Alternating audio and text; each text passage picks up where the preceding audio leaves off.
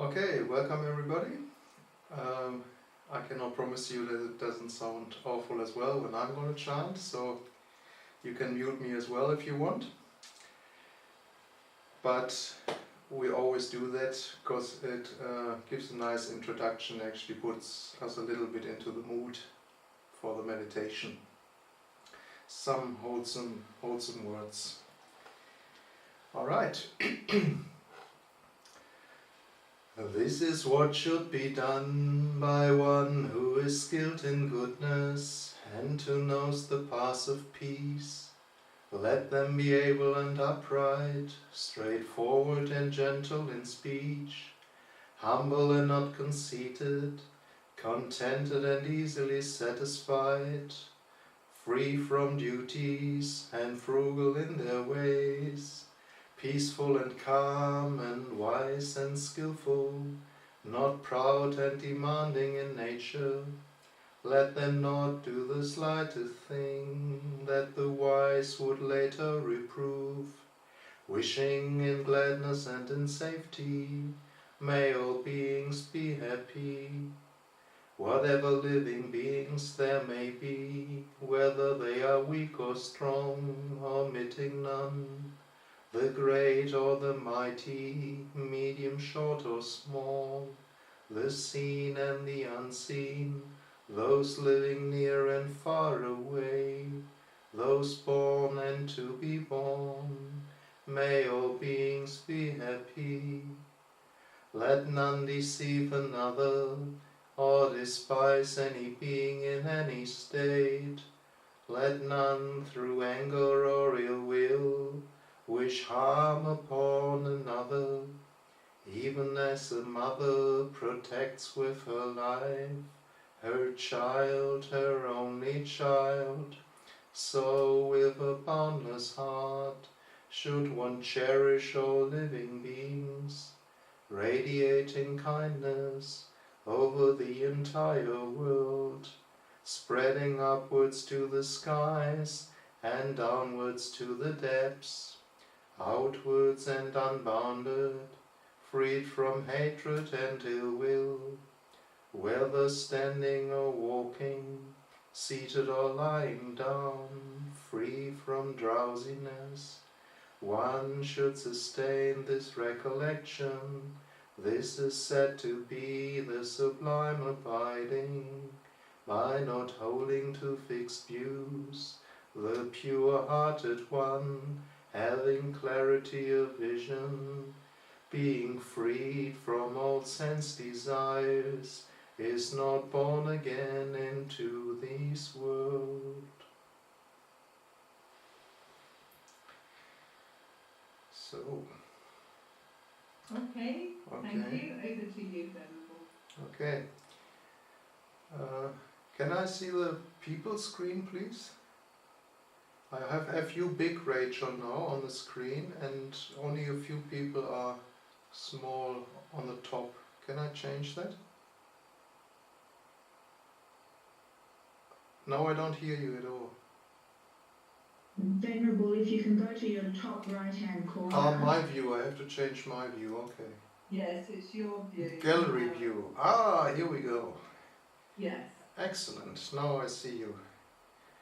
All your keen faces. Alright, see what you're up to there in your rooms. Yes. Good. Over to you. Alright, so I hope you're in a good mind frame for the meditation today. Just had a letter today addressed to Ajahn Brahm. He passed it around from a person. I don't know if she lives in India or if her relatives just live in India, and I think most of her relatives got infected with COVID and some are struggling for their lives.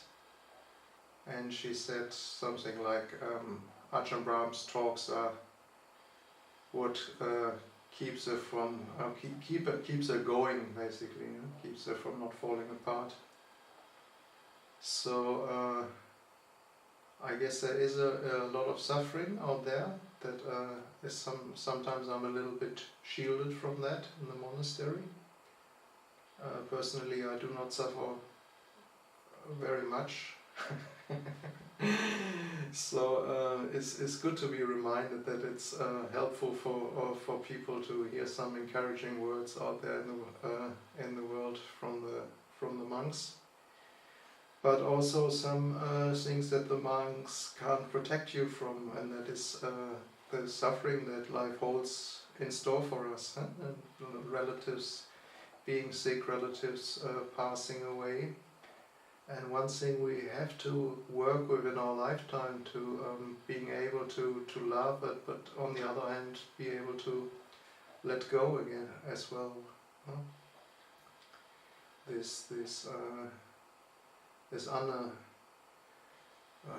unavoidable outcome that is there for each and every one of us, that we just have to die and have to pass away.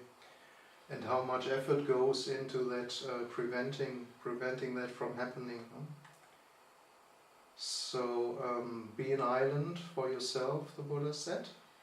Have a strong mind, develop a mind that is prepared, and that is what the Corona crisis is doing for us now.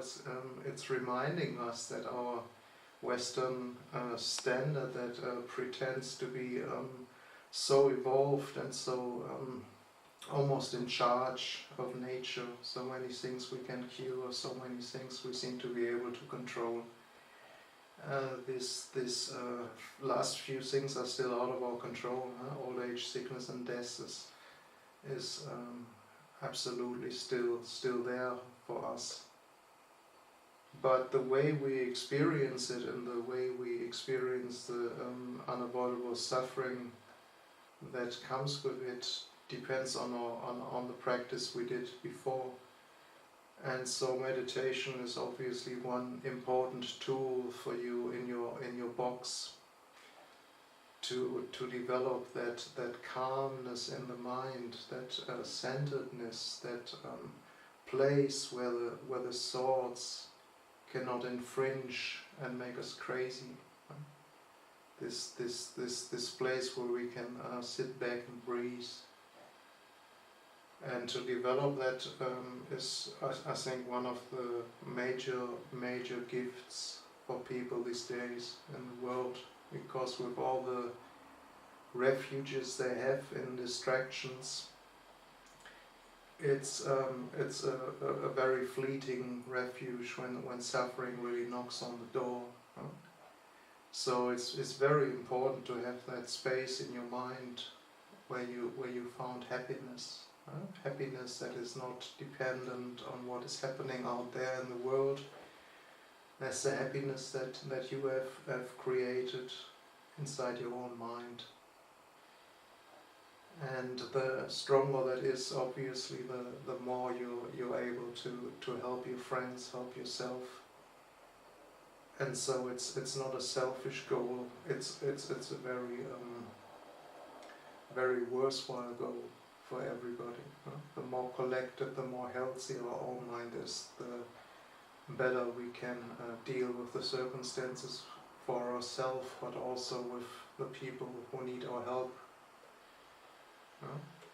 It doesn't help anybody if we just break down crying as well, or if we fall into despair or whatever. It's important to have that strength of mind, develop that strength of mind, and that's what we're training to do tonight, a little bit again, little by little, trying to make that progress of slowing the mind down. But it should not just be an effort to reach some goal of a still mind again.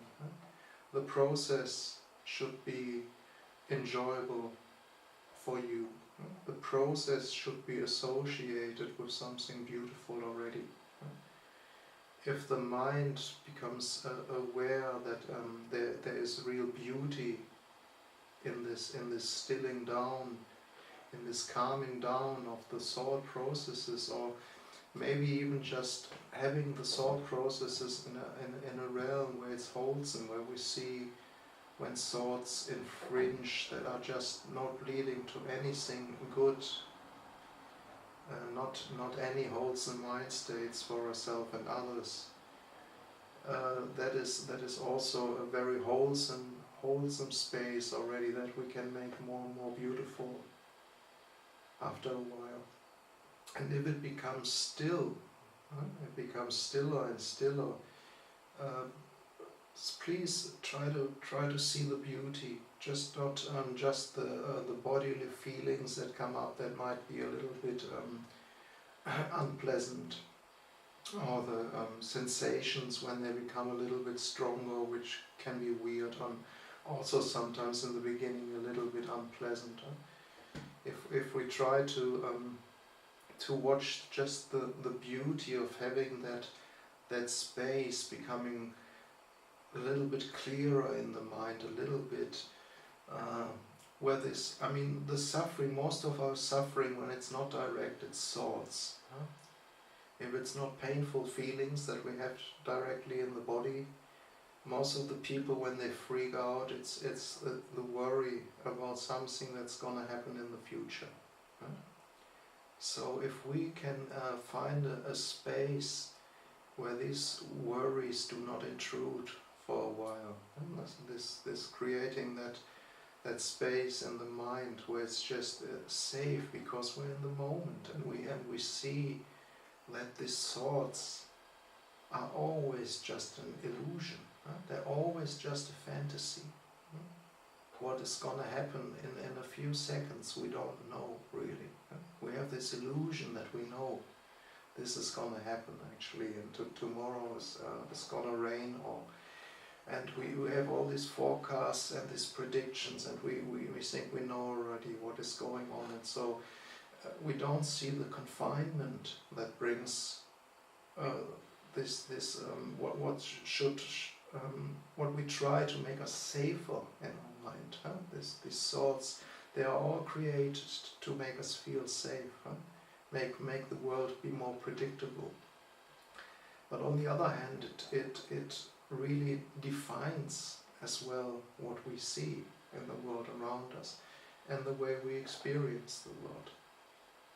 So seeing a little bit of things falling away when we start the meditation, when maybe we manage to slow down the mind a little bit, bring it to the present, more to the present moment, and you will recognize that the thoughts are always about the past or the future. They're always either lagging behind or trying to be in front of what is happening. So we hardly ever connected really with what is going on.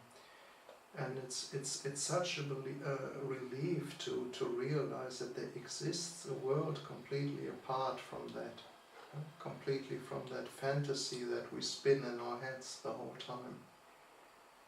And if we see the beauty in that, then we want to continue with the meditation and make that stronger, and that can become our refuge. And we see thoughts as what thoughts are, for what they are, and that's most of the time it's a fantasy, it's a prediction, and sometimes it's a correct prediction, and sometimes it can be completely wrong. But the more we predict, the more we guide our perception in that direction as well. That's one thing we can become aware of. And that is a very important point, because we're not trying to change the world. We're not trying to eradicate old age, sickness and death on the planet. We're not trying to save the animals and save the children and save this and save that. We're trying to bring the mind to a state where it can realize what is suffering and what is a way out of suffering. And in this world of our senses, with our friends, with our beloved ones, with everything around, it's that world that has a beginning and an end, and it has two sides. Has the pleasantness and the unpleasantness with it. So we try to find something in in that stillness and space of our minds, where we're just in the moment, without these predictions. And if that can, if you can feel the power of that a little bit, if your mindfulness goes in that direction, to the beauty and this feeling of independence and strength that it holds, and the feeling of a safe haven in that direction, then the mind is going to become still all by itself, because the mind is going to go where it's interesting and where it's pleasant. That's the nature of the mind. It always wants to go there. It wants to avoid what is unpleasant, and it wants to go where it's pleasant. And that is so important to remember, that in your meditation that you can bring some beauty from the very beginning into your meditation. And even if it's not super beautiful, there are aspects of it that might just escape the awareness in that moment, because it's strange and unfamiliar, or something you know already, and a bodily pain becoming more prominent when you start to meditate, or a sensation you don't like from the outside becoming more prominent. But watch the slowing down, if you manage the slowing down of the thought process, the beauty of that process, of not having to judge, not having to control, not having to predict. It's like this moments maybe sometimes you have before you fall asleep, when the work's day is done, and maybe that short moment where it's just like, I did all I had to do, and now I can go to sleep, or now I can rest, or now I'm on holiday, or whatever it is for you. So let's try that tonight. Please see the burden of this constant stream of thought, all these worries and prediction, and see the beauty of the process slowing down in your meditation. If you can put your attention on that. And we have to go through the body first, because otherwise we're just gonna stay connected with this thinking mind. So we're relaxing the body. So we can maybe start the meditation. Is there any question? Anybody new there that is very unclear about what we're going to do? No? Good. So we're going to meditate for half an hour, like always. I think I have to open my eyes a few times. I don't get the time quite right. I don't have an alarm clock here to tell me when to stop. So please make yourself as comfortable as you can. And I think most of you have meditated before, so you know what's important, that you have a position where the breath can go easily in and out, where you don't have to struggle with that.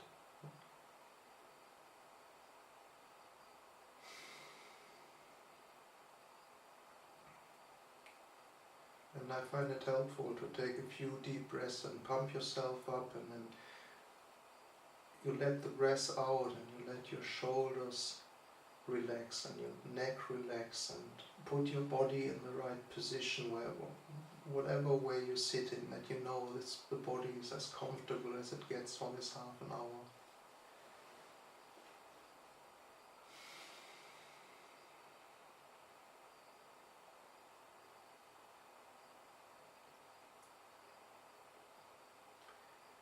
Now we can just allow ourselves for this half hour, nothing that's going to happen in the future is of any importance. Nothing that happened before this very moment right now is of any importance.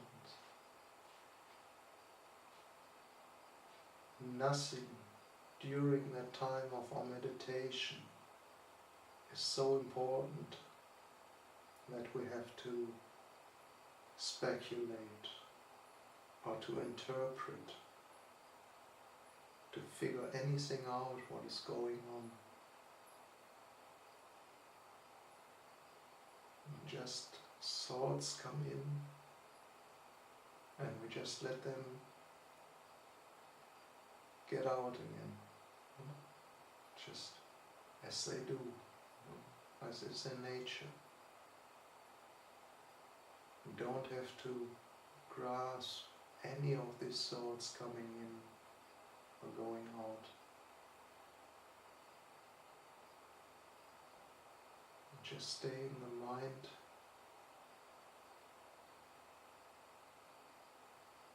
that doesn't have to think, doesn't have to figure out.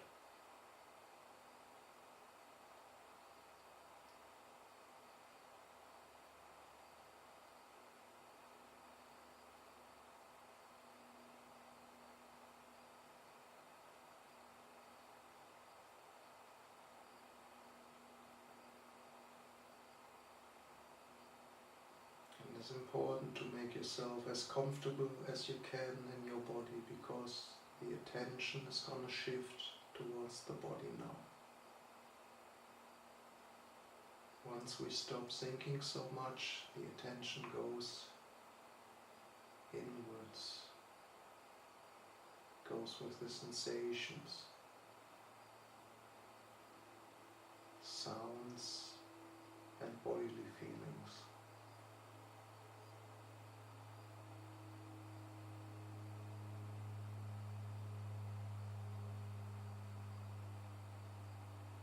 I hope you're relatively free of pain.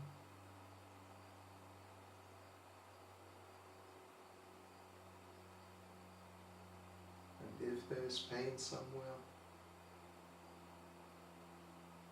you can shift your attention a little bit away and go to a relaxing breath.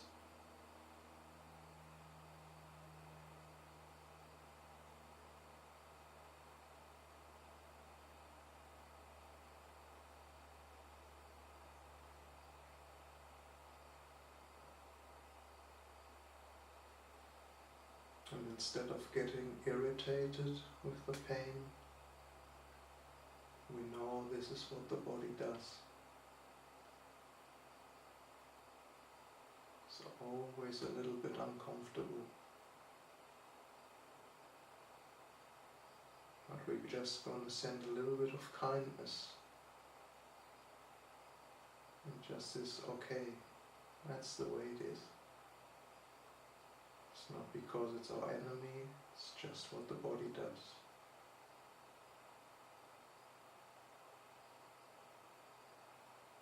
But the mind and the attitude and the body is two different things.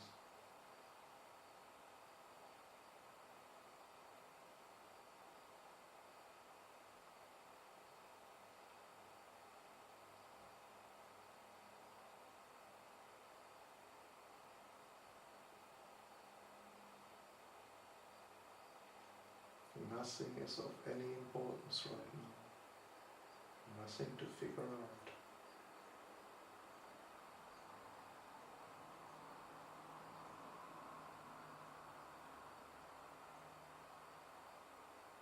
Don't have to control anything. The body's gonna breathe.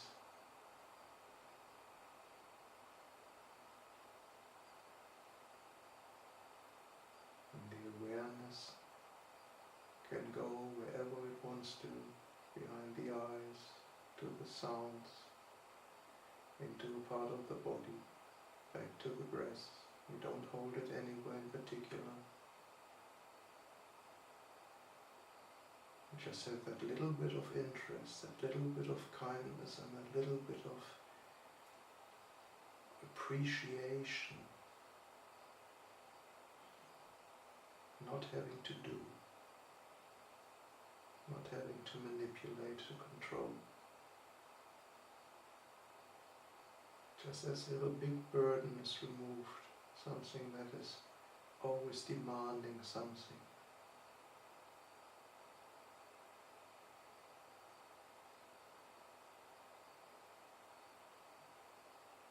We can be, for the time of our meditation, completely free of that.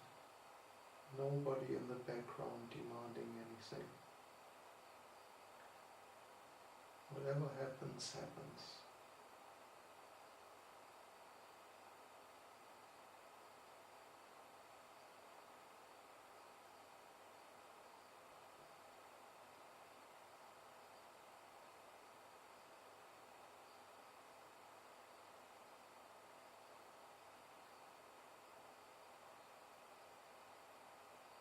And I hope your thoughts are slowing down a little bit and you can see the beauty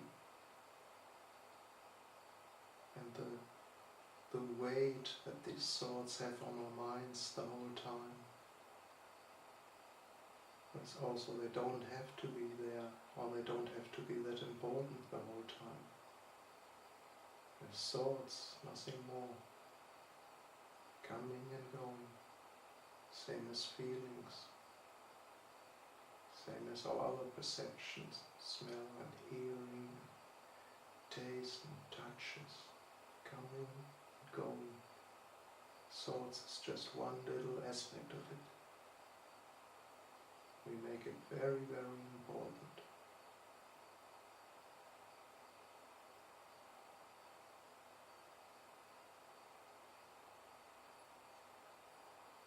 It can be very beautiful without the importance to the souls.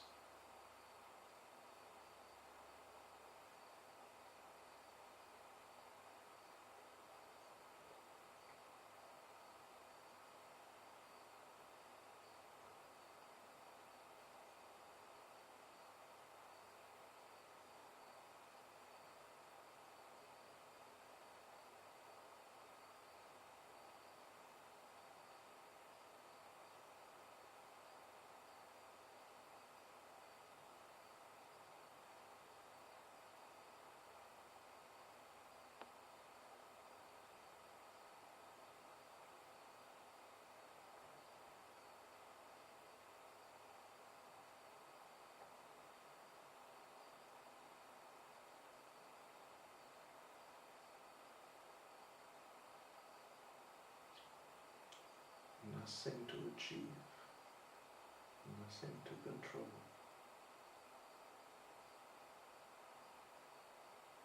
Only a kind observer, interested in what's happening when we don't have to do anything at all.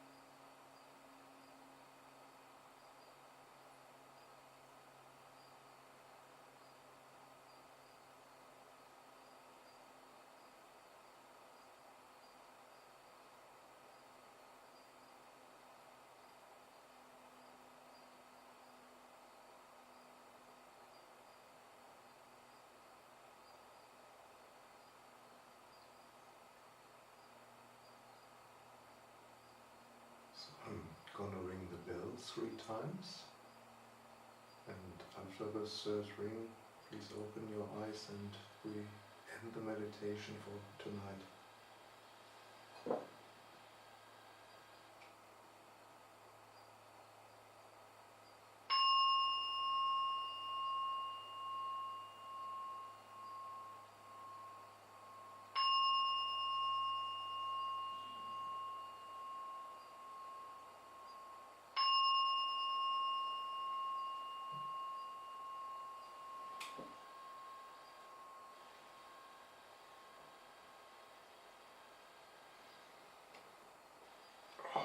Excuse me, I just grab a tissue.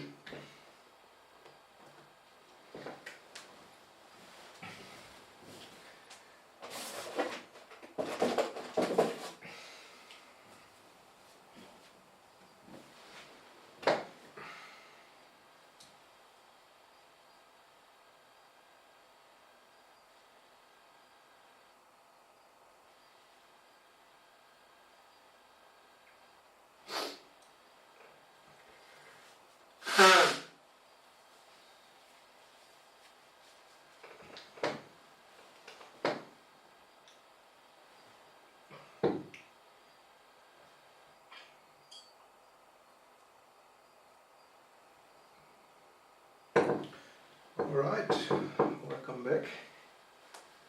Thank you, Ajahn. That was beautiful. Can we take questions, or do you want to go straight to the talk? I would love to answer questions, because it's always important for me to know what are the problems for people actually in their practice. Otherwise, I'm going to talk about stuff that you might not be that interested in. Never happened before. Well, thank you.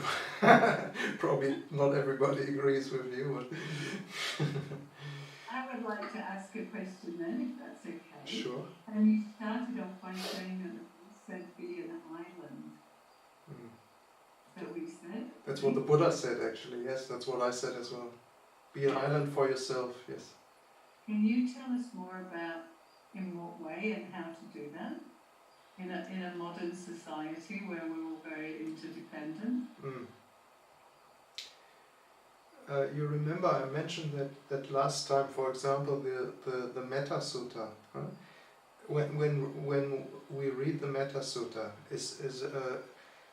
it can seem very lofty, huh? The ideas sometimes when we see our mind in our day-to-day struggles and how we treat each other and the nasty thoughts that come up in the mind and whatnot, it sometimes seems to be eons away from that metta, loving all living beings. Huh? Sometimes it's hard not to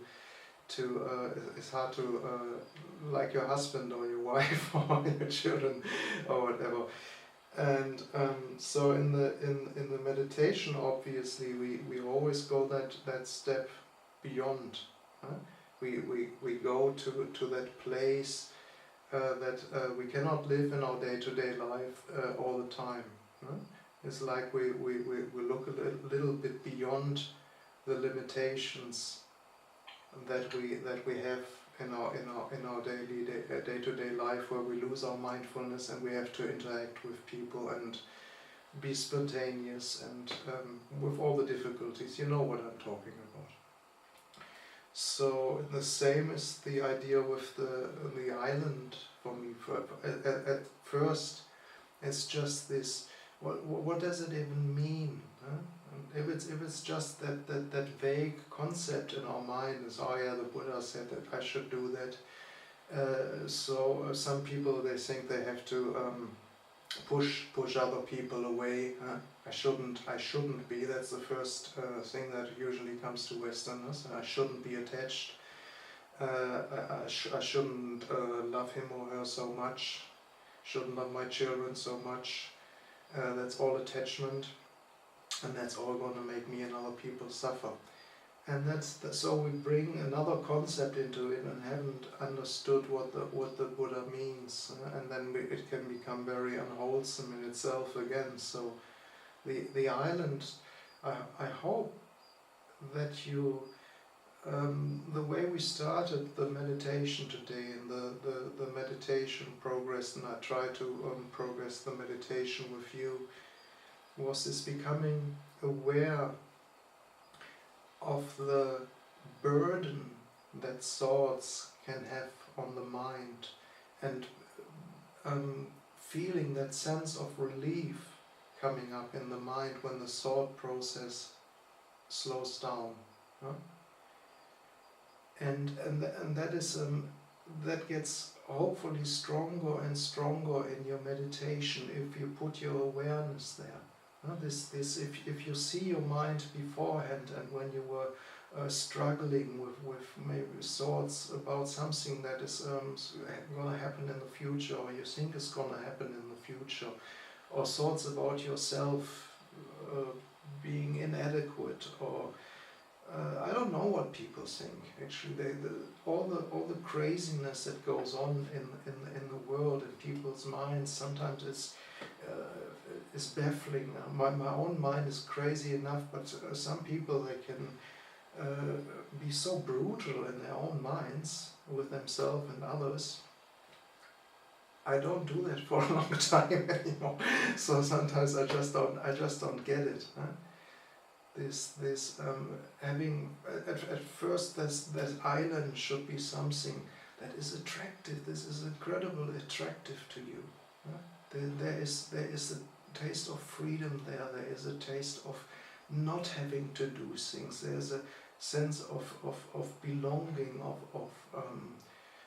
of kindness there. There's something that attracts you.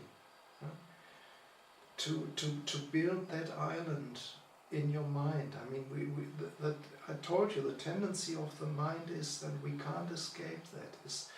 It's gonna look for pleasant things, and it's gonna try to avoid unpleasant things. That's its very, very nature. That's the core of our beings. Huh? Whatever we do in every moment is basically to gain happiness and to avoid suffering. In every millisecond. Something completely baffling in the speed and in the habits that it's actually done in the mind. Huh? And often the mind thinks, we know, I'm over 50 now, and my mind thinks I have all the little things figured out already. There's happiness and there's suffering, and that can constrict us in that and make us very rigid in our views and in our ways again. But having that island, that means having that place where it doesn't matter what that guy says and what the Buddha said and what Muhammad said and what Jesus said, and if this guy was wrong or that guy was wrong or right. You have found that place in your mind where it's just beautiful. And that beauty is always very closely connected with that guilelessness, with that harmlessness, with this complete trust that at your best, you don't want to harm yourself, you don't want to harm other beings. And there's for me, it's like a golden string, a golden light, whatever you want to call it. This is the place where your whole meditation goes in a direction where you can let go, because there is this trust there. It's almost like you're in the Metta Sutta, like you're in your mother's arm or whatnot, somewhere where you feel so safe, because it's felt. It's not a concept anymore. Huh? It's in the present moment. It's a state of mind. Huh? It's not just an idea. And if you can build that island in your mind, where it's just like there is this beauty there, and you see this thoughts coming in and doubting, and you just see, oh, they are just thoughts doubting. Huh? That island has nothing to do with it. Or there comes an unpleasant feeling comes up, but it's just an unpleasant feeling, and it comes and goes. Or an unpleasant perception, a sound or something else. But that feeling of guilelessness, that feeling of being open to whatever happens. It has this tremendous power because it doesn't have to defend anything anymore. And that is an island where it's basically whatever, all the waves outside, they're just brushing over it, and the island just stands there. But it doesn't stand there and struggling against the waves. It just stands there, and the waves are just washing over it. Sometimes they're washing over the top, maybe it's submerging the island a bit. The island doesn't care. So that is for me what the direction the Buddha is pointing to. This is sort of a safe harbor, where it's you're not shaken by these things that can happen on the outside. There's just this beauty that is there in the inside, and that is it doesn't have to be defended because it doesn't struggle against anything anymore. And that is a completely different sort of bliss, because it doesn't have this impermanence to it. It's still impermanent because it's fading away and we go back to a normal mind state. But we know the direction that thing takes. There is where impermanent lies, because that's where the struggle ends, where anybody trying to defend or manipulate anything ends in that direction. So that island is something that we build over time through good morality, through kindness, through our meditations, through finding the beauty in the meditation, in the mind slowing down. Instead of watching everything that is not perfect yet, we watch the beauty of the heavy thoughts dropping and other thoughts that are just interfering dropping. And then it's basically the awareness goes into the body and it becomes a little bit weird and sort of where to now. And for me usually it's in going to the breath. The breath is just going in and going out. The body is just doing its business. And I don't have to manipulate that. So is another thing I can let go of. Just I let the body do its work.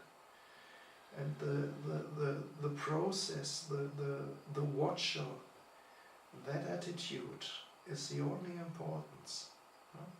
The guy who's still aware of what is going on, or the girl or whatever in the background, the one that knows what's going on. This thing has an attitude to it. And if that attitude is refined enough, and as in that moment of your meditation, it's just kind enough, is just open enough, interested enough, then that attitude creates the beauty that pulls the mind in. Because the mind recognizes kindness, the mind recognizes something that is interesting, fascinating. And it's because it becomes so unexpected and so weird, it draws the mind in, and the kindness just holds it there because the mind trusts itself. We trust ourselves that we want to go into a good direction. We want the best for ourselves and other people. And that just becomes very strong, and that is for me maybe the lighthouse on the island actually. that is blinking there for us, even if we can't stay on that island the whole time. But it's that thing that we can sometimes achieve or not achieve. I don't want to use achieve. It sometimes just happens in our meditation. Same as these metta states can, if we go in that direction, that can happen in the meditation.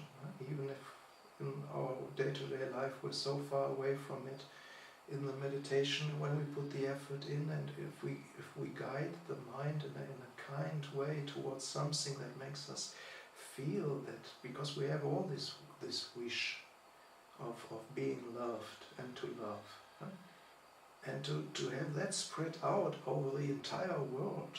If you manage that, that is one of these Brahma Viharas. That stuff is so powerful, it just blows you away, and then you don't have to worry about the 5 hindrances, anything. It just takes you with itself. The beauty of it just sweeps you away, because it's just is nothing what somebody else told you anymore. It's an experience, and it's so bloody real, more real than anything else that we have experienced in our life so far. Yeah. So I hope that helps a little bit with the idea of the island. Thank you. Are there any other questions? I'm having problems with moving my mouse, so I can't see if anybody's put anything in. Anybody got any other questions? Otherwise, Ajahn, we might be lucky to have a talk from you, although that was a talk in itself. Come on, guys, what are you struggling with? I think we can still hear from you, because you always come up with something novel. Not really. I only have a limited amount of material. Ajahn Brahm is not afraid to repeat himself all the time because he can't avoid it with so many talks. I still try to stay in the background enough that I don't bore myself to death yet. Oh, Chitta, I've heard that one before. Okay. Maybe we could have the questions at the end, or okay, well, if there are no questions, I don't want to push you. Just even more about the loving kindness is always welcome. Well, I listened to one of my talks in Nolamara recently, a few months ago, and there was actually a question, and I didn't answer so well, because I have to admit I was a little bit disappointed. I mean, the whole talk was about fear and terror and how to deal with your mind, and then the question was something like, what if I'm going to be put in a situation where I just can't cope?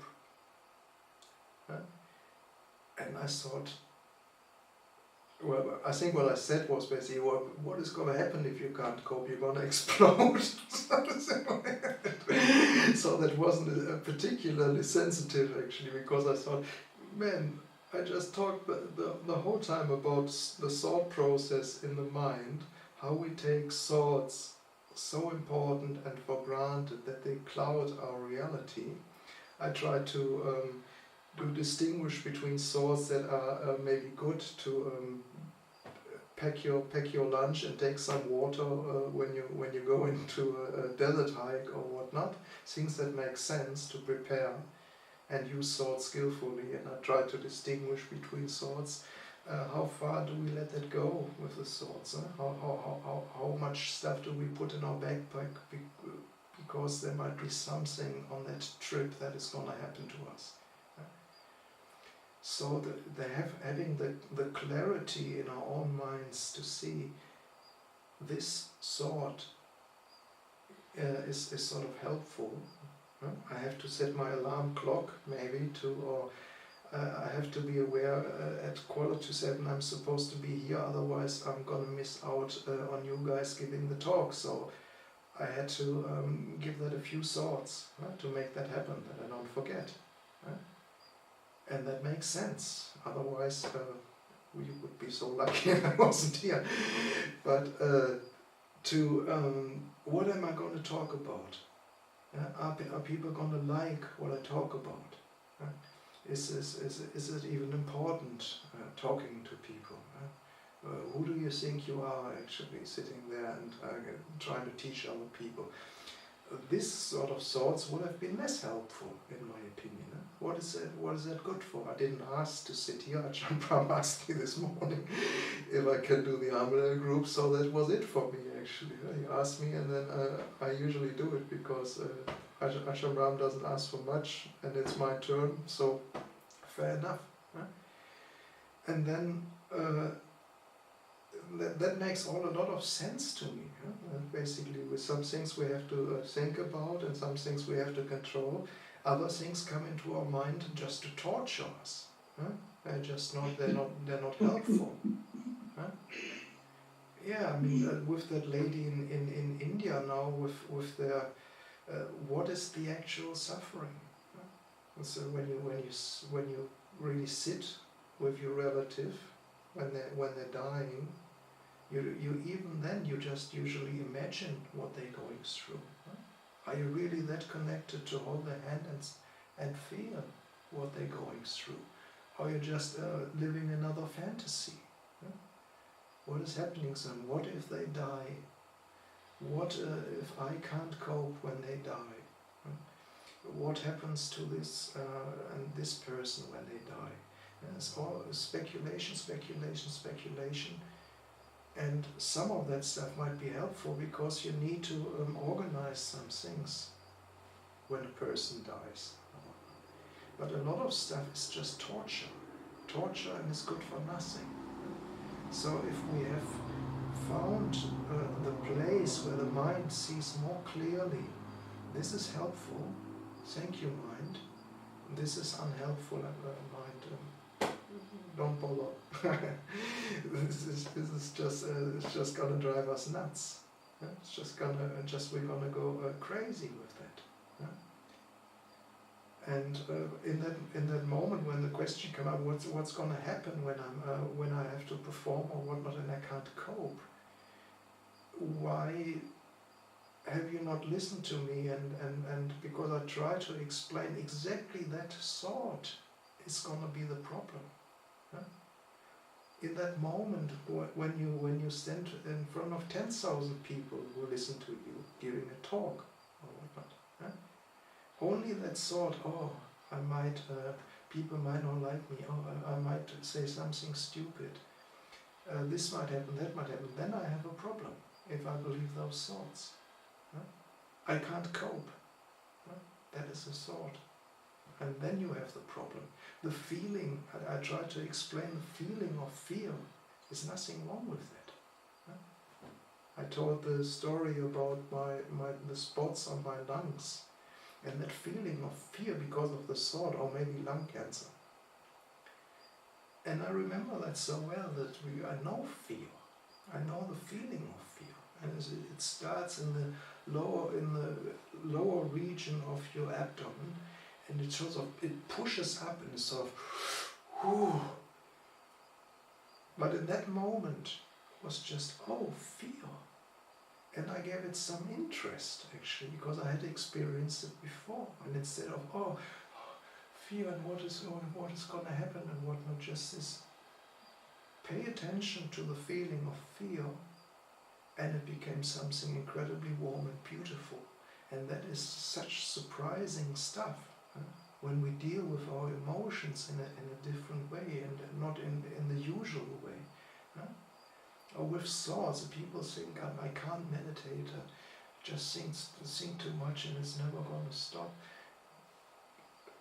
Give yourself a good hug and say, mind, whatever you want to think now. Now is your time. Now we have half an hour and you can think of anything you want. And just that kindness towards it is going to change the direction your thoughts are going to take. So the kindness towards a thought, what if I can't cope? That's completely alright. If you can't cope, you can't cope. And then you can cope, because you have that kindness inside of yourself actually that deals with that stuff. It's never anything from the outside, or never any feeling that is going to destroy you. It's just this stupid thought sometimes that push our feelings into a certain direction where it becomes very uncomfortable, and then we struggle even more because we want to get out of it. We're looking for happiness, trying to avoid suffering. But then that struggle can become something in itself, and then people have a panic attack or whatnot. But that's then the mechanism of the mind to shut you up. And you have a beautiful panic attack, actually, and you're just going to be there. And you're going to be with your breath, I guarantee you. And nothing is going to happen, actually. You had a panic attack. And then you don't want to have that. That was so unpleasant. Don't want to have a panic attack. And then people have a panic attack about not having a panic attack. So we get into this little prisons inside of our own mind, and I hope the meditation can help you to distinguish. This is your little island you built, where your kindness is, and where there's safety, because thoughts are just thoughts. They're gonna wash on the shore, but they just don't have the power. Because the island stands there. There's still thoughts washing over. And maybe some thoughts are even nasty or frightening or whatnot, but it's just because there's a distance towards them. There's a kind distance, there's this kind watcher there. Actually, you see thoughts as thoughts. It's not your thoughts, it's just thoughts. And only when they gain this importance, they become this, this is something that I have to control now. Then that becomes very real, and then we call that reality. And it might be just complete craziness. What is completely real to one is completely crazy to another. And we very rarely share moments of reality with each other. Really share. I think that's a very rare occasion. You might have that sometimes with your lover or a good friend, then you're very, very lucky actually. Usually we live in our own little realities the whole time actually, and just sort of bounce a little bit off each other. Sort of, there's a little bit of agreement on some stuff, but I don't know what you're up to.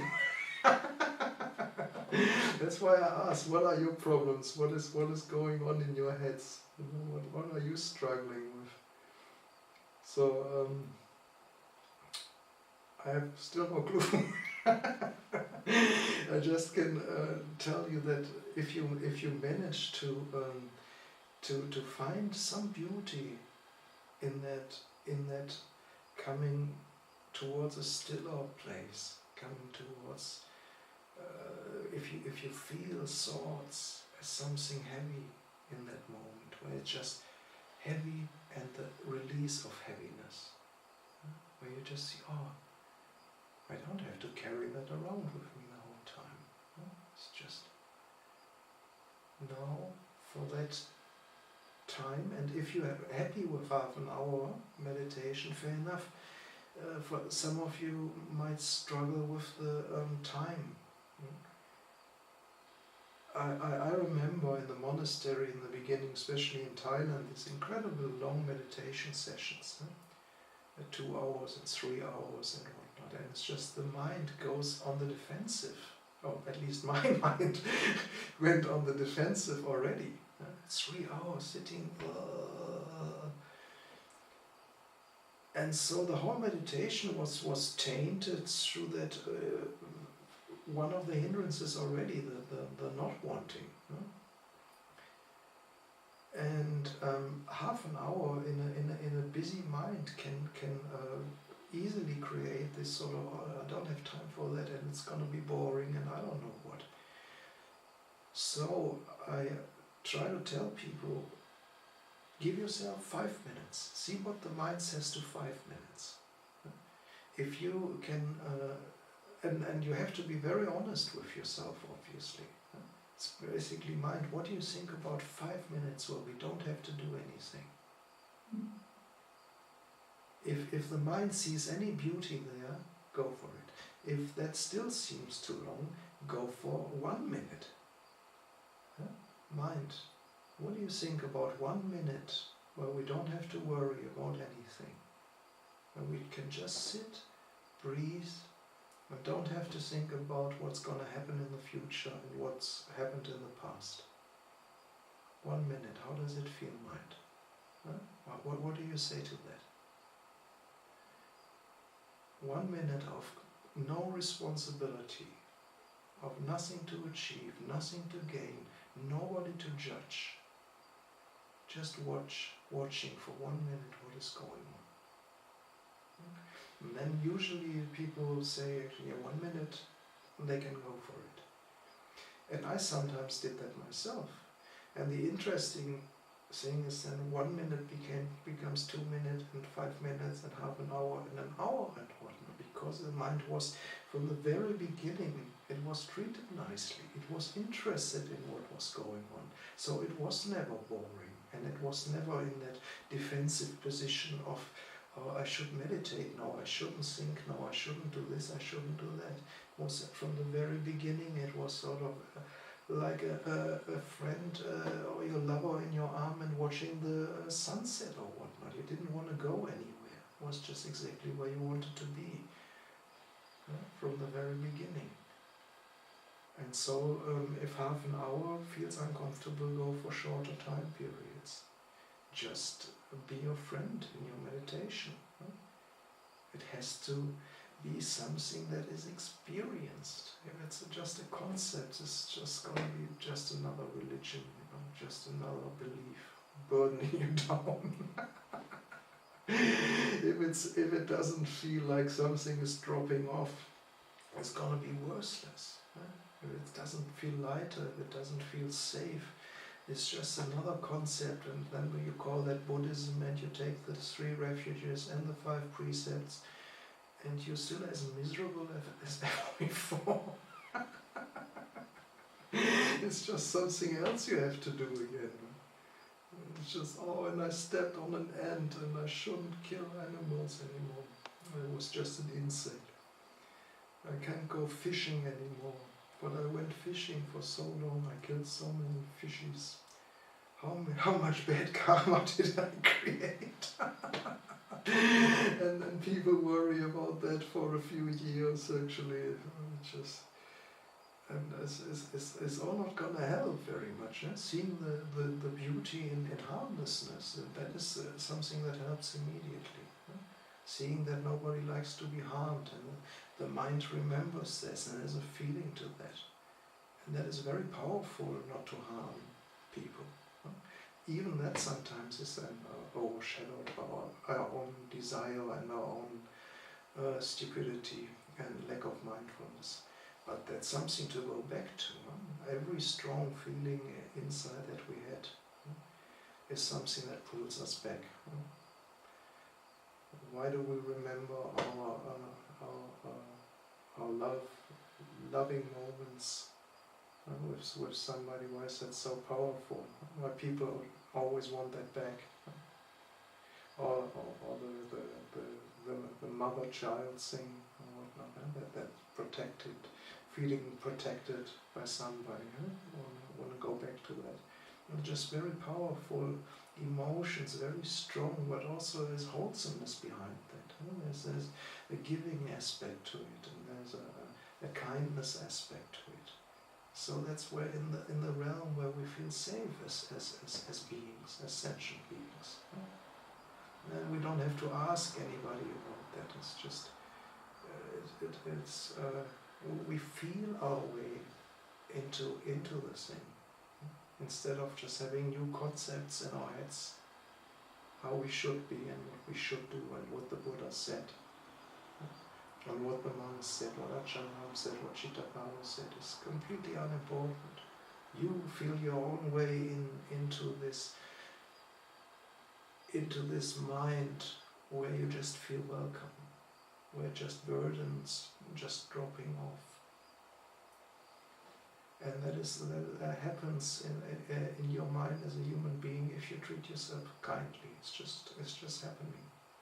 It's unavoidable. And maybe you created so much shitty karma in your own mind, and you have such a low opinion of yourself that it might take you a while. There's no quick fix.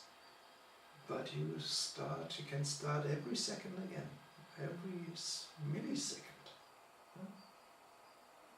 You see you're treating yourself bad in your mind. I don't need to do that. I'm not helping myself. I'm not helping other people.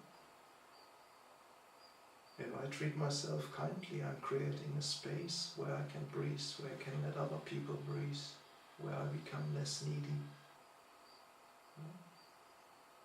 The more happiness in your own mind, the less we're going to be a burden on other people. Beautiful thing. If we still need to be a burden to other people, that's the way it is. But we can work with that. We just work on making our own minds better little by little. Okay. Asha, there's a question in the chat box. Can you see that, or would you like me to read that out for you? Chat box. When we have physical pain, how do we... Chat. I have to click chat, I guess. Click chat, and then at the bottom of the chat is a message from Akasha. Bottom, okay. I have, the last one is Masa, what? No, Masa, no. Ajahn, when we have physical pain, how do we make that a meditation object with metta? With metta, is that a greeting for me or is that a question if you do it with metta? I don't know. Okay. Physical pain, I always say that is a very difficult thing. So I always advise you to first do physically everything that you can, and from painkillers to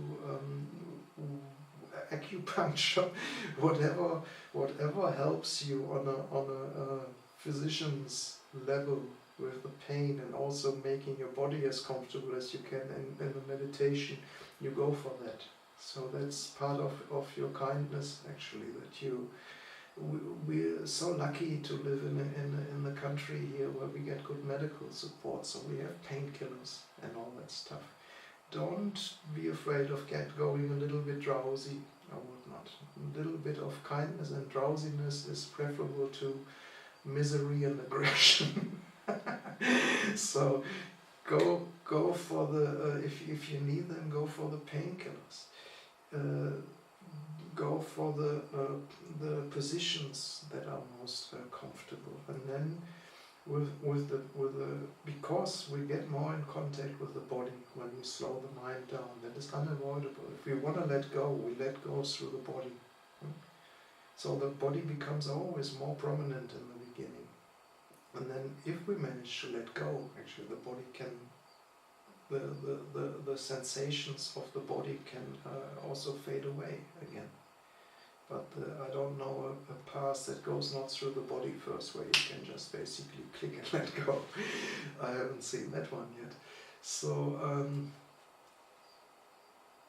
if the pain is not too intense, you can try to go in that direction with a bit of metta. But you have to be very honest to yourself. Just how much metta do you really have in that moment? How much metta can you give? And if that gets too intense, and if you can't do it, have the metta to say, no, that is not working for me. That is just too painful. And then you can try to stay maybe with a different object. You immediately try to focus strongly on your breath. Try to stay with your breath as good as you can, in, out. Usually the way our brain and mind works is we stay with one object. Well, we can only perceive one object at a time. Even if we're multifunctional, as usually one thing comes, one thing goes, another thing comes, another thing. It's just so fast that we perceive it as one sensation. But it's actually always one thing clicking into awareness, clicking out, and next thing coming in, clicking out. So if you manage to stay very focused and kind on your breath from the very beginning, that can push that sensation of pain very much into the background. If you don't manage that, you can use something visual. Focus you leave your eyes open and you focus on something. Maybe you put something in front of you, something beautiful that can hold your attention. Or try it with even music or whatnot. If you can focus on some calming music, if that helps you keep your mind. And obviously the music shouldn't be too disturbing. Something which is interesting enough but also doesn't pull the mind constantly left to right, actually into different emotions. So just if your pain is strong, find the kindest way for yourself to get in contact with that realm where it's not, where the thoughts slow down, where you still can perceive that blissful feeling of thoughts slowing down, thoughts dropping away, worries dropping away. And if that doesn't help, then sorry, pain is a tricky thing, and sometimes we just wanna run away. So whatever fixes your attention, and maybe if that meditation doesn't work good enough for you, then maybe you find a wholesome activity that can divert you enough from the pain. Something you like to do, but is still a little bit calming and joyful for you. So please try out different things that work for you. I don't know how strong your pain is, and I'm lucky enough not to be in big pain myself. And I know in my meditation, when I sit too long, there comes that point where I identify with my body, where knee pain is not just a knee pain, where a knee pain becomes my knee pain, and then I've got to move. Actually, it's just that it's becoming all very, very real again. That thing can be very frustrating, these moments. But it's just where we have to leave the island, or we have to leave the Metta Sutta and basically come back to that reality where we just confronted with things where we're not going to be at our best, but we still try not to blame too much. Please don't blame your body or anybody else. It just adds to the suffering. But whatever you can muster with acceptance and just this, is the bad karma we have already being born as a human being in a body. It's such a painful experience. So hopefully we improve our minds a bit, and then we don't have to go through that for a while. Okay. What's it?